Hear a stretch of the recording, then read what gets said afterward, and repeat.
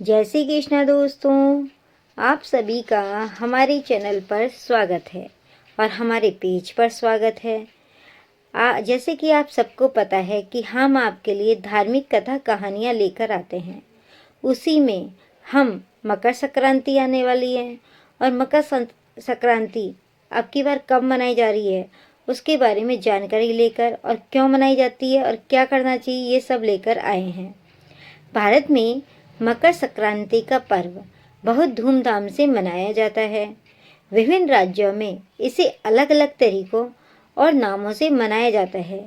जैसे पंजाब में मकर संक्रांति से पहले की रात को लोहड़ी मनाई जाती है, वहीं असम में बिहू, दक्षिण भारत में पोंगल और गुजरात में उत्तरायण और यूपी बिहार में खिचड़ी पर्व के रूप में मनाया जाता है। मकर संक्रांति के दिन दही चूड़ा और खिचड़ी खाने की परंपरा है। इस साल मकर संक्रांति 15 जनवरी को मनाई जाएगी। कई बार मकर संक्रांति पर्व 14 जनवरी को भी पड़ता है। आइए जानते हैं कि मकर संक्रांति का पर्व कभी 14 जनवरी को तो कभी 15 जनवरी को क्यों पड़ता है, ऐसा किस कारण से होता है।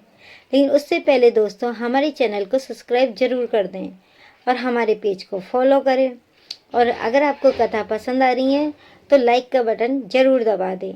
फिर आगे की कथा सुनें, क्योंकि आप कथा सुनने में अत्यधिक व्यस्त हो जाएंगे तो आप सब्सक्राइब का बटन नहीं दबाएंगे, तो पहले वो काम करिए। दरअसल मकर संक्रांति का पर्व सूर्य के मकर राशि में प्रवेश करने पर मनाया जाता है। सूर्य के गोचर या राशि परिवर्तन को संक्रांति कहा जाता है। सूर्य के मकर राशि में प्रवेश को मकर संक्रांति कहते हैं। इसी दिन से सूर्य दक्षिणायन से उत्तरायण में होते हैं। यह दिन सूर्य की कृपा पाने का दिन होता है, क्योंकि सूर्य इस दिन अपने पुत्र शनि के घर यानी कि मकर में आते हैं। साल में एक ही बार ऐसा होता है। इस कारण से मकर संक्रांति अलग अलग टाइम पर मनाई जाती है, क्योंकि सूर्य भगवान अपने पुत्र के घर पर साल में एक बार ही आते हैं। ज्योतिष के अनुसार सूर्य और शनि शत्रु ग्रह हैं। ऐसे में मकर संक्रांति का दिन सूर्य और शनि दोनों की कृपा पाने का दिन होता है। सूर्य हर महीने राशि परिवर्तन करते हैं। कई बार सूर्य को का मकर में गोचर 14 जनवरी को होता है तो कभी 15 जनवरी को हो जाता है, यानी कि उसमें प्रवेश, मकर राशि में प्रवेश सूर्य का कभी 14 तारीख को होता है तो कभी 15 तारीख को। ऐसे में जिस दिन सूर्य का मकर राशि में प्रवेश होता है उसी दिन मकर संक्रांति मनाते हैं। इस साल सूर्य 15 जनवरी को गोचर करके मकर में आएंगे। मकर संक्रांति के दिन क्या करना चाहिए और क्या नहीं करना चाहिए। मकर संक्रांति दान और स्नान का विशेष महत्व है। शास्त्रों में मकर संक्रांति के दिन स्नान, ध्यान और दान का विशेष महत्व बताया गया है। पुराणों में मकर संक्रांति को देवताओं का दिन बताया गया है। मान्यता है कि इस दिन किया गया दान 100 गुना होकर वापस लौटता है। इसलिए हमें मकर संक्रांति के दिन अत्यधिक दान, ध्यान देना चाहिए और करना चाहिए। मकर संक्रांति का दिन सूर्य देव की कृपा पाने का उत्तम दिन होता है। इस दिन पवित्र नदी में स्नान करें और सूर्य को अर्घ्य जरूर देना चाहिए। हम अगर पूरे साल सूर्य को अर्घ्य नहीं देते तो भी हमें मकर संक्रांति के दिन सूर्य देव की पूजा और अर्घ्य जरूर देना चाहिए। मकर संक्रांति के दिन काली उड़द की दाल, चावल, घी और हरी सब्जियों से बनी खिचड़ी खाएं और दूसरों को भी खिलाएं। साथ ही तिल गुड़ का सेवन करें और दान करें। इससे कुंडली के सभी ग्रह शुभ फल देते हैं। साथ ही ग्रहों के दुष्प्रभाव से राहत मिलती है तिल और गुड़ खाने से और उसका दान देने से। मकर संक्रांति के दिन अपनी सामर्थ्य के अनुसार दान जरूर देना चाहिए, क्योंकि इस दिन दिया गया दान हमें 100 गुना होकर प्राप्त होता है। इसलिए हमें अधिक से अधिक इस दिन हमें दान करना चाहिए। मकर संक्रांति के दिन नॉनवेज, शराब का सेवन ना करें, वरना शनि की नाराजगी जीवन तबाह कर सकती है। शनि देव को शराब, जुआ और नॉनवेज नहीं पसंद, इसलिए हमें ये नहीं खाना चाहिए। हिंदू धर्म में सूर्य देवता से जुड़े कई प्रमुख त्योहारों को मनाने की परंपरा है। इन्हीं में से एक है मकर संक्रांति। शास्त्रों में मकर संक्रांति पर स्नान, ध्यान और दान का विशेष महत्व बताया गया है। मकर संक्रांति पर खर मास का भी समापन हो जाता है और शादी विवाह जैसे शुभ और मांगलिक कार्यों पर लगी रोक हट जाती है। ऐसी मान्यता है कि इस दिन किया गया दान 100 गुना होकर वापस लौटता है। आइए आपको मकर संक्रांति से जुड़ी हम 4 कथाओं के बारे में बताते हैं कि उस दिन कौन कौन सी 4 घटनाएं घटित हुई थी। देवताओं का दिन।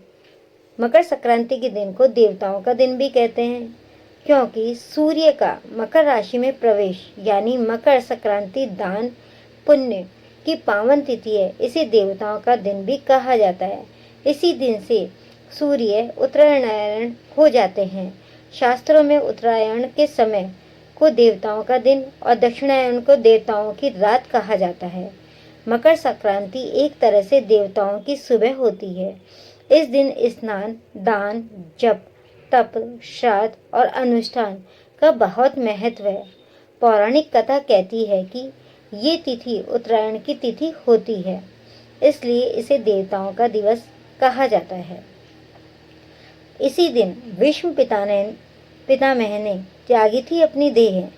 महाभारत काल में भीष्म पितामह ने अपनी देह त्यागने के लिए मकर संक्रांति का ही दिन चयन किया था। जब वे बाणों की सैया पर लेटे हुए थे, तब वे उत्तरायण के दिन ही प्रतीक्षा कर रहे थे। उन्होंने मकर संक्रांति की तिथि पर ही अपना जीवन त्यागा था।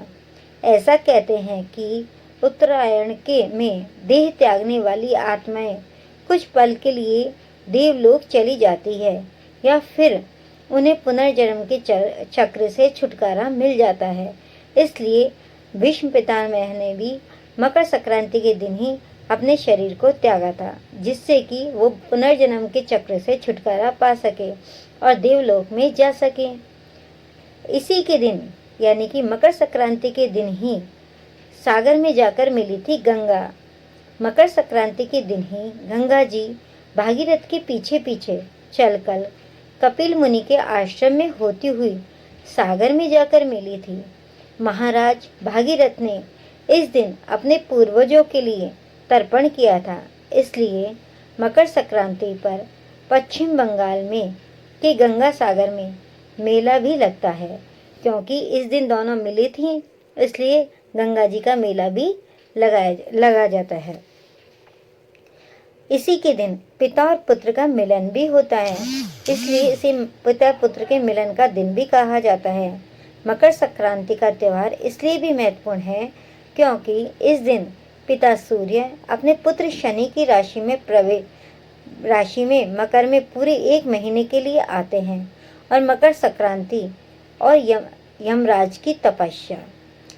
पिता सूर्य देव को कुष्ठ रोग से पीड़ित देखकर यमराज काफी दुखी हुए। यमराज ने सूर्य देव को कुष्ठ रोग से मुक्त करवाने के लिए तपस्या की, लेकिन सूर्य ने क्रोधित होकर शनि महाराज के घर कुंभ, जिसे शनि की राशि कहा जाता है, उसे जला दिया। इससे शनि और उसकी माता छाया को कष्ट भोगना पड़ रहा था। यमराज ने अपनी सौतेली माता और भाई शनि को कष्ट में देखकर उनके कल्याण के लिए पिता सूर्य को काफी समझाया। तब जाकर सूर्य देव शनि के घर कुंभ में पहुंचे। किस दिन मनाई जाएगी मकर संक्रांति? मकर संक्रांति के दिन ही कुंभ का मेला भी लगाया जाता है। और अब जानते हैं कि मकर संक्रांति एक बार और कि किस दिन मनाई जाएगी। इस त्यौहार को पूरे देश में अलग अलग नामों से जानते हैं। कई इसे मगई कहते हैं तो कई माघी संक्रांति। उत्तर भारत में यह पर्व मकर संक्रांति तो गुजरात में उत्तरायण के नाम से जाना जाता है। पंजाब में इसे लोहड़ी, उत्तरायण में उत्तरायणी और केरल में पोंगल के नाम से मनाते हैं। वैसे तो ये त्यौहार हर साल 14 जनवरी को मनाया जाता है, लेकिन इस बार मकर संक्रांति का पर्व 15 जनवरी को मनाया जाएगा।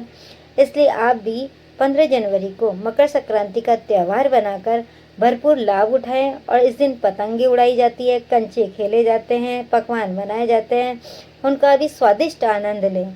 और आप सभी को मकर संक्रांति की हार्दिक शुभकामनाएं। जय श्री कृष्ण दोस्तों। लेकिन हमारे चैनल को सब्सक्राइब करना ना भूलें और कमेंट बॉक्स में कमेंट करके ज़रूर लिखें कि आपको यह कथा कैसी लगी।